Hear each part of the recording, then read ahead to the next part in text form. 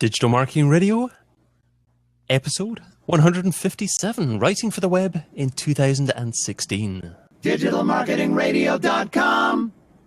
Digital Marketing Radio is part of the 3B podcast network, UK casters talking business growth. Find out more over at 3bpn.com. The big interview with David Bain. I'm David Bain, and today I'm joined by a lady who helps small business owners and entrepreneurs to achieve success in their health as well as their business. Welcome to DMR, Gloria Rand. Thank you very much, David. Pleased to be here. Well, great for you to join me. Well, you can find Gloria over at gloriarand.com. So, Gloria, how would you say that copywriting with SEO in mind has changed over the last few years?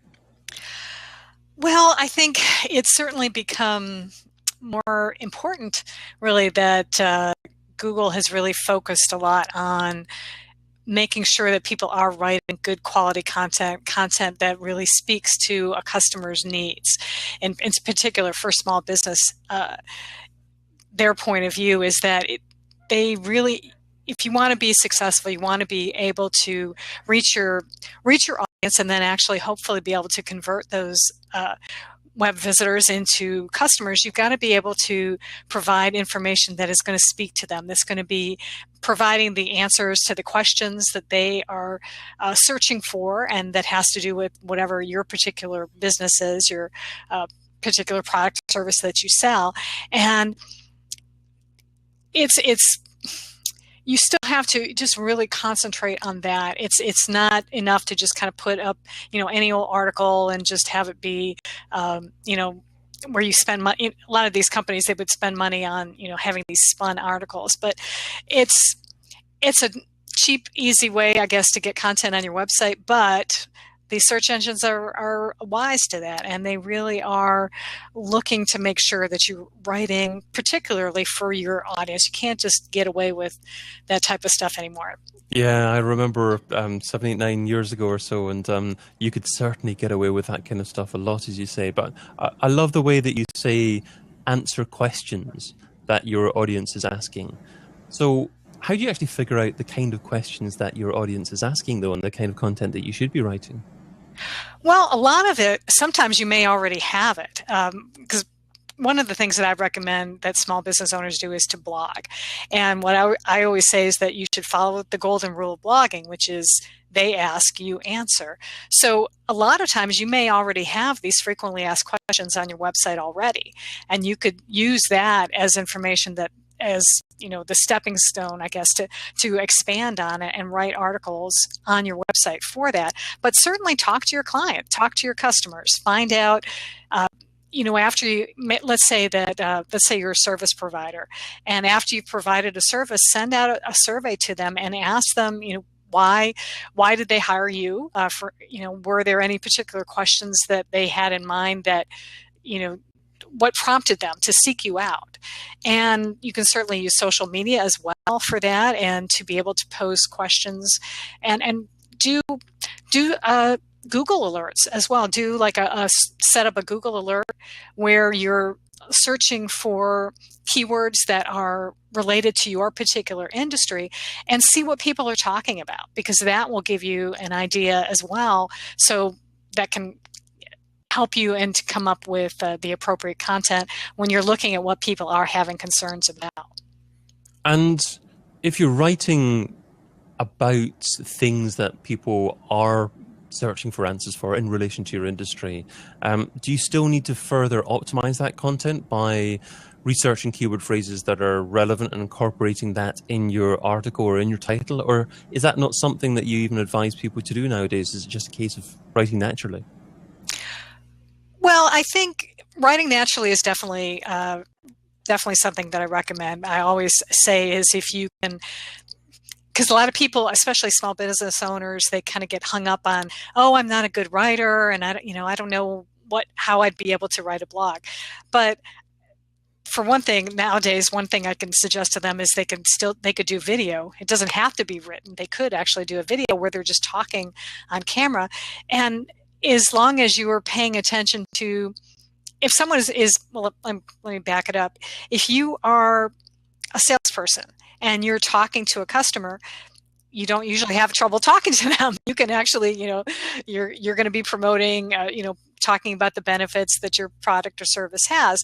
So all you're doing is just putting that information into writing.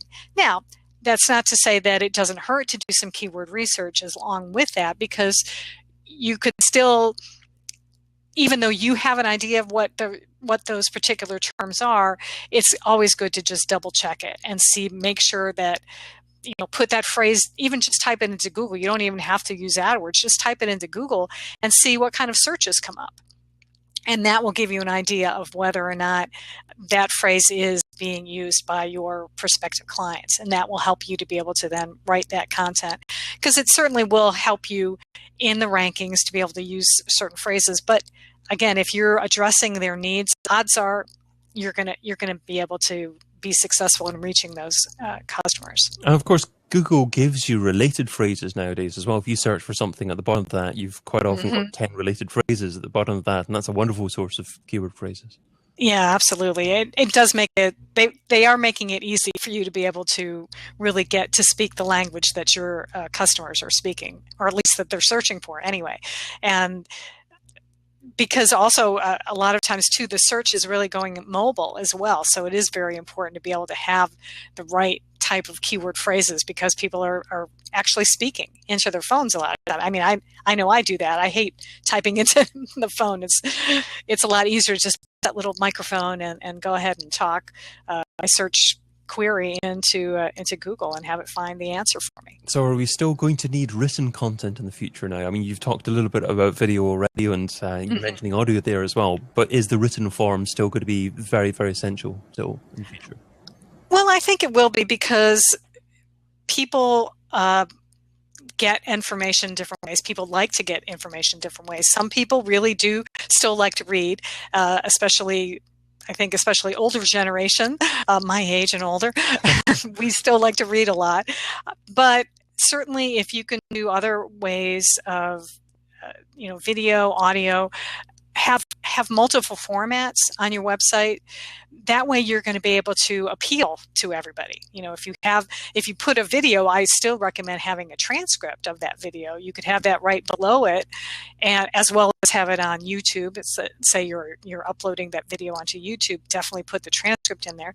So that way you're covering people who like to read, people who like to watch, and if you can do an audio too, people who just want to listen, or maybe they want to download, put an MP3 on their phone so they can listen to it when they're jogging or at the gym or in the car, what have you. So it's good to have multiple ways to reach people. So do you think a business should be writing its own content, or do you think it's okay to rely on outsourced content writers? Well, as an outsourced content writer myself, I think it's definitely can be helpful to have someone else, especially at least be able to do maybe the keyword research part of it. But if let's put it this way, if you've got the time to do it yourself, certainly, you're the best person who understands your business. The business owner is going to be the one who understands their customers the most.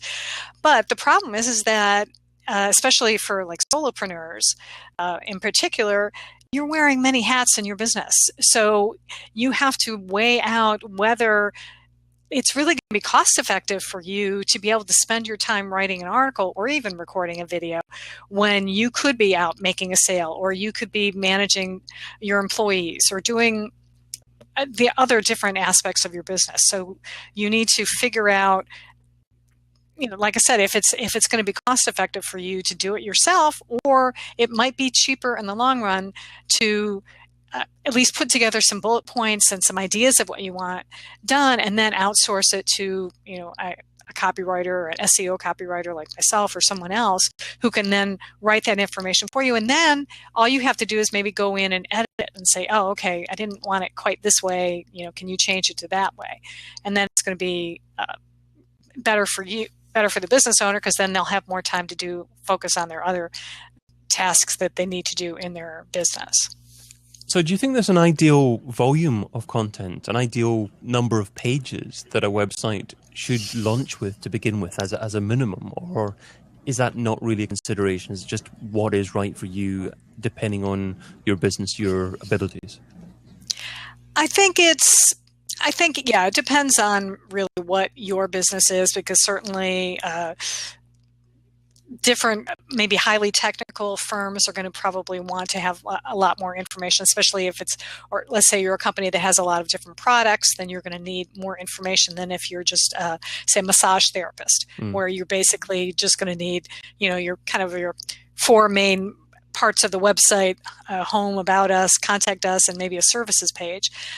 But then if you are going to blog, what I do recommend to do is get a whole bunch of articles in the can first, so that then you can schedule them out and publish them once a week, so that you're posting that regular content, or content on a regular basis, which is going to be good for Google, because it shows that you are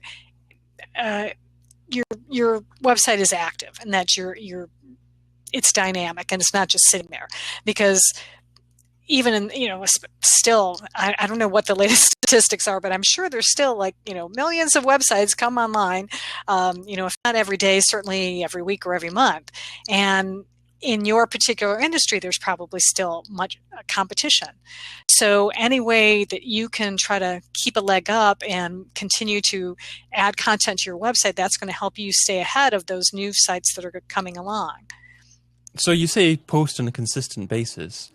How often is a consistent basis? Is it once a month? Is it once a week? Is it once a day?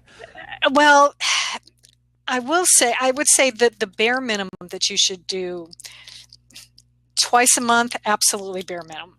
Ideally, at least once a week, it would be really good. Obviously, the more often, if you can get into a habit of posting something every day, that's just going to help that much more, because you're going to be in front of your audience that more often. So you're going to have a chance of being able to reach more people. If you have it set up so that perhaps your content is going out across different social media channels automatically, then again, you're being seen by your followers that much more often. But I know it can be hard for especially small businesses, really small businesses, to be able to do that. So that's why I say, if you can shoot for a week ahead, or posting at least once a week, then you're going to see a tremendous benefit from that. But if you can do more, more power to you. But that's a little more challenging. And is the number of posts or the quantity of content in the post most important? I would say not so much the quantity, really, as the quality. Okay. I've seen different articles and about this from SEO experts, and some are saying, oh, you need to write 1,000-word blog posts, and then I've seen others that say, no, it's okay, you can still probably get by with 400, 500 words. What I recommend, and I think this still holds true, it's sort of like if you're writing a sales letter as well, is write long enough to get your point across. So whether that takes you 300 words, whether that takes you 1,000 words, the point is to focus on one topic, because people like to be able to. It's going to be easier for them to handle. If you start going, on different tangents, it's going to be distracting for the reader, and they're not going to follow you. But if you can focus on one concept, and if you are going to write a long article, make sure you break it up with headline or subheadings and bullet points, things to make it easy to see and easy to scan, because people are big scanners nowadays. They're not necessarily are going to be able to sit down and read read a long article, but you're going to have that information there for Google, which is going to be helpful. And for people who will want to take the time to read it, if it's good information, then you're being a benefit to them. And is it sufficient just to publish written content, or is it always better to try and incorporate images and ideally a video as part of your content as well? You should do a mix of content is the best way to think about it. So you could have an article one time. You can have infographics. Infographics are still very popular, and they're a nice way of being able to summarize content and in a visual manner. Certainly doing a video is another option for you as well. So anytime that you can put a mix in of different content types, that's going to be helpful for the readers, because it's going to make it visually interesting for them, and that's what you want. You want to be able to hold their interest so that they'll be able to read your content and come to hopefully see you as that authority in your industry, so that they're going to want to do business with you. So when you talk about mixing up the different types of content, do you mean actually publishing some posts as just videos and some as infographics and some as text, or do you mean mixing them up by actually incorporating everything on a single post sometimes? I think that's probably too ambitious. I mean, it certainly sounds great to be able to mix them all up in one post, but that's probably unrealistic. So I think a better way to go would be to do one straight article but I would again maybe incorporate some images into the article, but then the next day you could have strictly a video. But again, if you can get it transcribed somehow, and not necessarily by you, maybe you hire a transcription service to transcribe it, or actually YouTube actually does a pretty good job of transcribing it directly now. They have, if you set up the setting for it, then you can just go in and kind of tweak it if they make some spelling errors, but that'll save you some time right there. And that way then you do have the written with the video, but you don't have to shoot for putting all of those into one article. So we focused on writing for the web, on SEO for that. Do you think it's enough for a business just to focus on that as a means to actually drive traffic to their website? Or nowadays, do you think a business generally has to actually incorporate many other digital marketing elements in order to actually make their business a success online? Oh, yeah, absolutely. They cannot. The days of relying just on your website are over. I have worked with several clients who don't really like to hear that. So I've been kind of, pulling them along into the 21st century. But the fact is that you really do need some type of social media presence. And that's why, at least if you are doing a blog, that gives you an opportunity to be able to then share your articles on a different social networking site. And you don't have to, and it doesn't mean that you have to be everywhere, all at once, because Lord knows there's, like about a dozen different social networking sites, or, it's crazy. But if you focus on the one where your clients are, where do they hang out the most, and you start with that one, then that's going to help you out with your website too. Because again, when you are, even though content is important, there are other types of factors that Google takes into consideration for ranking your website, and backlinks are one of those. And so when you have a presence on a social network, like say Facebook, for instance, include a link to your website in the About section of your Facebook profile, and that gives your website, then that's a backlink, and that will help you. Google likes to see those types of links because they're from high quality websites. So that will help you in your overall ranking. But yeah, you need to be able to do email marketing. You need to do some social media, and maybe even other platforms like this, like you're doing a podcast and Blab at the same time. So, things like this where you can reach people, you're reaching people on iTunes, you're reaching people who like this live streaming app that's out there. So try as many different tactics as you can, because that way, what they say, it still takes about at least 7 touches for someone to be able to, they've got to see you before they will be willing to do business with you. So why not take advantage of all the different tools that are out there? People do business with people they know, like, and trust. That's right. Yeah, it's a cliche. It's true. That's why it's a cliche. Well, coming up, we're going to be learning about the one piece of software that Gloria couldn't live without. But first of all, I'd like to thank one of my listeners, Derek Kenner, on Twitter, who just recently tweeted, "Just checking out the podcast with David and Priest Willis. Great introduction to affiliate marketing. Wonderful interview." So thank you very much, Derek. Good to hear from you. And of course, you can check out that episode. That's 156 on Digital Marketing Radio. But let's segue into the second section of our discussion. So that focuses on Gloria's thoughts on where digital marketing has been and where it's heading. So starting off with software I couldn't live without. So Gloria, what software do you currently use in your business that if someone took away from you, it would significantly impact your marketing success? I would say Lead Pages. Actually, that's yeah. I've been using that for a couple of years now, and I really have found it extremely useful, especially incorporating it with my blog, because they have these things called lead boxes where it helps you to be able to get people to sign up for your email list. So it's and I've used it when I've done webinars, and it's got really easy and clean looking landing pages that you can use to sign up for. So I definitely recommend that one. You don't need to be a web designer, and they've been pre-tested to convert really well as well. So you don't even need split testing software as well. Yeah, exactly. So that's one of my favorites, I'd say.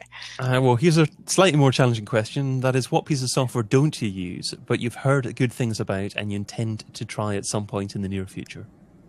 Well, I would say I'm going to cheat a little bit. One thing I've heard good things about was actually Infusionsoft, and I actually just bought it. Oh, so I am going to be trying it out now and seeing how that works, because that has been. I will admit I'm great at teaching people, but sometimes I don't always follow my own advice, and I have been a little bit lax on doing very good CRM, and I've needed I've been using MailChimp for years, and before that I used Constant Contact, but I really think that Infusionsoft is going to be hopefully the missing piece that's going to really help me to stay in better contact with my customers and to be able to get some new ones along the way as well. I've heard a lot of people rave positively about it, but I've also heard some people say that it can be a little bit challenging to set up and get going. So yeah, will we have someone to actually help you do that, or will you try and do that yourself? Well, I do have the program that I got set up with. They have like this Kickstarter program, so they work with you for like about 5 weeks to kind of get things going, and then there are other coaches, people who specialize in Infusionsoft that you can wind up hiring. But so far, it's not too bad. I actually sent out an email the other day with it. I was able to successfully do that, so kind of patted myself on the back. I got you're on the right path. That's right. Yeah. So they have lots of video tutorials and things, so I'm going to be working my way through, and then when I finally throw up my hands, I'll hire someone to help. Great. Well, you'll find links, dear listener, to the 2 software tools there over at digitalmarketingradio.com in the show notes. But moving on to... I wish I would have. So I'd like you to look back, Gloria, on the very first day that you're involved in trying to market a business online. What didn't you do so well? What do you wish that you would have done differently? I would say probably this is, well, kind of torn between 2 things, but I think probably still the most important one would have been to really get some help. And even early on, to be able to get like a virtual assistant to help me out with managing some of my marketing so that I could concentrate more on my clients' needs and being able to fulfill that. And that has been, because when I have hired someone to help out, it has made all the difference in the world. So I would say that, thinking that you have to do everything yourself mentality is, we're proud people and we think we can do it all, but it really is not smart. And to be able to delegate the task that I, don't find either things that I don't like to do or things that just take up too much time, getting help with that, I wish I had done that much sooner. And I think it would have made progress. I would have made progress in my business a lot faster if I had done that. And do you use virtual assistants that are fairly local in the same country or somewhere else in the world? I have used them locally. I'm looking at possibly hiring someone from the Philippines because I've heard some really good things about them. So I've got another project that I'm getting ready to do some work on. So I'm looking into that possibility as well. So we'll see how it works. Great. Okay, well, good luck with that. Yeah. So moving on to the this or that round. So this is the quick response round. 10 quick questions. Okay. Just all right. 2 rows here. So try not to think about the answer too much. And you're only allowed to say the word both on one occasion. Okay. So ready to go? Ready. Email or Twitter? Email. Audio or video? Video. Affiliates or display advertising? Affiliates. Facebook or Google+? Facebook. Online press releases or one-on-one relations? One-on-one. Paid search or SEO? SEO. Email contact form or telephone number? Well, both. I'm using it there. Website or app? Website. Social subscriber or email subscriber? Email subscriber. And local marketing or global marketing? Depends. We'll go. All right, let's go local for now. You managed to get there with just the one word, so you get your yay. I know. That was probably your biggest struggle, but it kind of depends on the business. But yeah. The majority of the clients that you deal with, I presume, are locally focused then. So that's why you went with that. Yeah, the majority of people that I work with have been local business owners. So that's, yeah, exactly. That's why I went with that answer. And is there markets local as well? Or even though they're local businesses, do they actually tend to try and actually get a global market but be niche in what they do? Most of the business owners I've worked with are pretty much, they deal with local clients, because I've had people from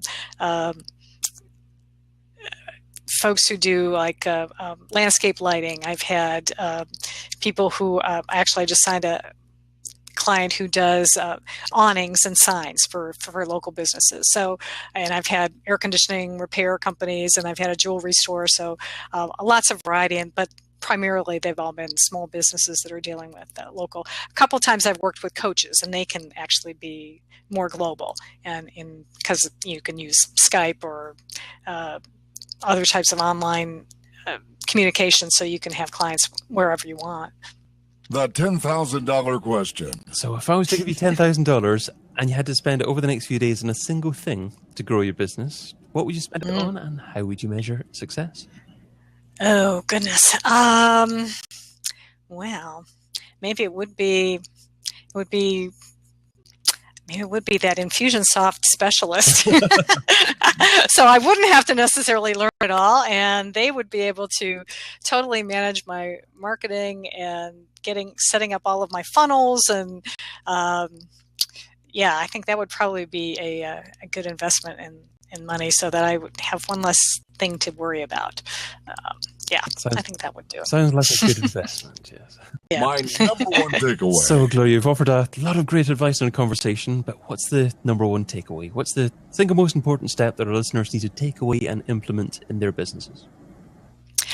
I would say it would be to do a blog, and to focus on if they want to attract clients and attract customers, then it is to focus on delivering that content that is answering their customers' questions, because that's going to help them to be seen as that authority in their niche, and they're going to be able to hopefully get business that way. So even though there's these bright, shiny social media platforms, there's live streaming and all that kind of stuff, it's still necessary just to put the grind in, publish your written content on a regular basis, and that, done on a consistent basis, will build your authority consistently for the long term.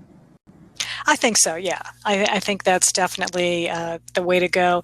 But like what the caveat is, I would say, is if you want to do a video blog, that would be just as good, because you can, in fact, in a way, it's almost better, because that way people can actually get to see you and really get to know you, as opposed to having the written content. So whatever way that you can do it, whether you do it with video or you do it with the written word, have that content on your website, and that's going to help your business for the long term. Well, I reckon that takes us to the end of our discussion today. So thank you so much for your time and your advice. What's the best way for our audience to find out more about you and what you do? I would say is to go to my website, gloriarand.com, although I am on social media as well. You can even find me on Blab here. Basically, if you look for @Gloria Rand on social media, you're going to find me, whether it's Facebook, Twitter, or what have you. But the website is good, because that's where you're going to get, you'll see my blog and all my information. So, thanks to Gloria, and thank you, dear listener, too. If you enjoyed what Gloria shared today, tell us what you think. An iTunes review is always good, and I might even read it out in a future episode. And if Twitter's your thing, @David Bain is my handle. And maybe it's your thoughts on this episode, or maybe your thoughts on future episode topics. Whatever it is, it would be great to hear from you. Maybe you'd like to suggest a future guest. But until we meet again, be fantabulous. Do one thing that scares you. Adios. Thanks again, Gloria. Great episode. Thank you, David.